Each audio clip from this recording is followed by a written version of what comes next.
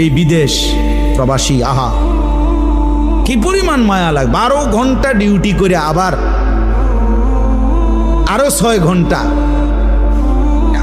আরেক কোম্পানির স্যার কি করে 18 ঘন্টা, কেউ কেউ আর থাকে 6 ঘন্টা। এই 6 ঘন্টার মধ্যে বিশ্রাম কখন? নিজের জামাগুলা নিজে ধোয়, নিজের রান্নাটা নিজে করে। প্রবাসীগুলো বিদেশে থাকে, যে আমি তো সৌদি আরবে অনেক দূর দূর ছেলেদের কাছে গেছি, ওরা তো আমগরে খুব মহব্বত করে।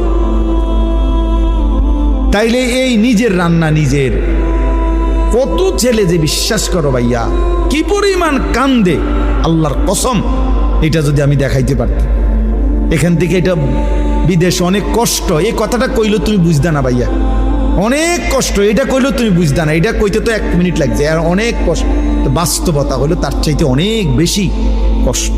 এই প্রখর রৌদ্রে, এই তীব্র রৌদ্রে